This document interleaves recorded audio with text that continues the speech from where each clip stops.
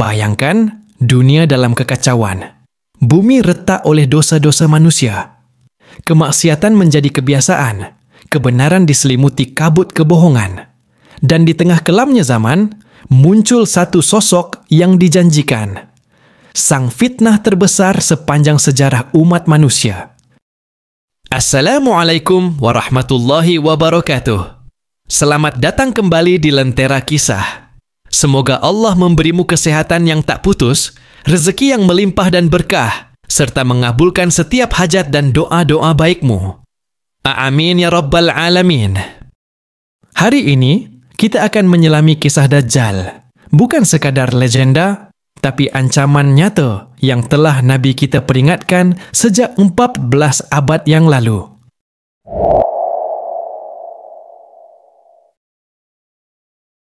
Dajjal dalam bahasa Arab berasal dari kata Dajjala, yang berarti menutup atau menyelimuti. Ia disebut demikian karena fitnahnya menyelimuti kebenaran dengan kebatilan, menutupi cahaya iman dengan kegelapan tipu daya. Nabi Muhammad Shallallahu Alaihi Wasallam bersabda, "Tidak ada satu makhluk pun sejak penciptaan Adam yang lebih besar fitnahnya dari Dajjal." Hadis riwayat Muslim. Dajjal bukan simbol. Ia bukan sekadar sistem. Ia adalah manusia.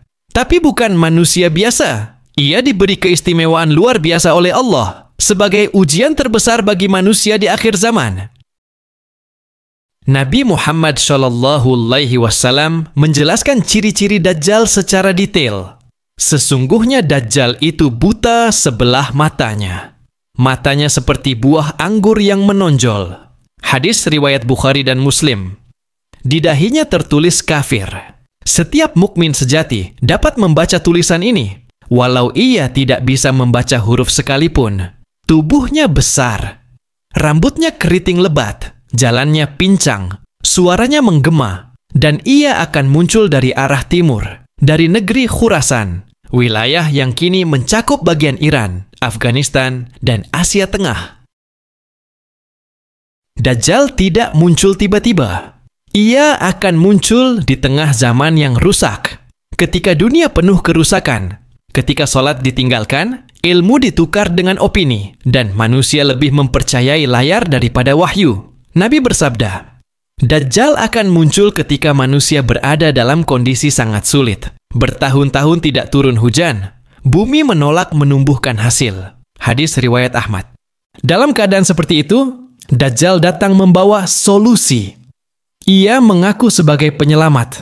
Bahkan, ia akan mengaku sebagai Tuhan. Fitnah Dajjal sangat luar biasa. Ia mampu melakukan hal-hal yang di luar akal manusia. Ia bisa menurunkan hujan, menumbuhkan tanaman, menghidupkan yang mati, atau lebih tepatnya, membuat orang menyangka bahwa ia menghidupkan orang mati. Membawa surga dan neraka, padahal surga Dajjal adalah neraka Allah, dan nerakanya adalah surga yang sejati. Ia membawa dua aliran sungai. Yang satu tampak berisi air segar, yang satu lagi tampak seperti api menyala. Tapi Rasulullah bersabda, "Jika kalian melihatnya, masuklah ke dalam sungai api, karena itu adalah air yang sejuk." Hadis riwayat Bukhari dan Muslim. Dajjal akan menjelajahi bumi selama 40 hari.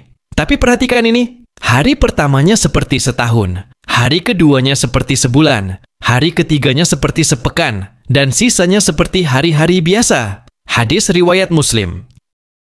Ia akan masuk ke setiap kota, kecuali dua, Makkah dan Madinah.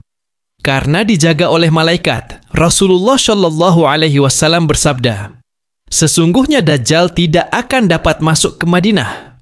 Pada hari itu, Madinah akan memiliki 7 gerbang, dan di setiap gerbang ada 2 malaikat yang menjaganya. Hadis riwayat Bukhari dan Muslim. Banyak yang akan tertipu olehnya, bahkan kaum yang mengaku beriman. Pengikut pertamanya, wanita-wanita lemah iman, orang-orang miskin yang lapar, dan kaum Yahudi dari Isfahan. Ia akan memiliki 70.000 pasukan dari kalangan mereka. Mengapa banyak yang tertipu? Karena iman mereka rapuh. Mereka tidak mengenal tanda-tanda kebenaran. Mereka menginginkan dunia, dan Dajjal menjanjikannya. Dajjal tidak akan berkuasa selamanya. Di masa itu, Allah akan menurunkan penyelamat sejati dari langit. Isa bin Maryam alaihi salam turun di Menara Putih di timur Damaskus dengan 2 malaikat di kanan kirinya. Isa tidak membawa syariat baru. Ia datang untuk mematahkan salib, membunuh babi, dan menghancurkan Dajjal. Pertemuan itu akan terjadi di Bab Lut, sebuah tempat di Palestina. Saat Dajjal melihat Isa, ia akan meleleh seperti garam yang mencair dalam air. Tapi Isa akan mengejarnya dan menebasnya dengan tombaknya. Dan darah Dajjal akan menetes, menandai akhir dari fitnah terbesar dalam sejarah manusia. Rasulullah Shallallahu Alaihi Wasallam tidak membiarkan kita tanpa perlindungan. Beliau memberi panduan: 1. Menghafal dan membaca surat Al-Kahfi, terutama 10 ayat pertama atau terakhir. Barang siapa yang menghafal 10 ayat dari awal surat Al-Kahfi, ia akan dilindungi dari Dajjal. Hadis riwayat Muslim. 2. Menjaga iman dan ilmu. 3. Menjaga sholat dan zikir. 4.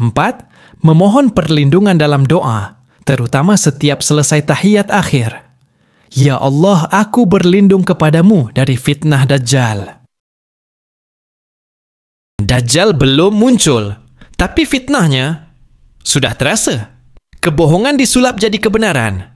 Yang batil dipoles agar tampak indah. Yang hak disudutkan.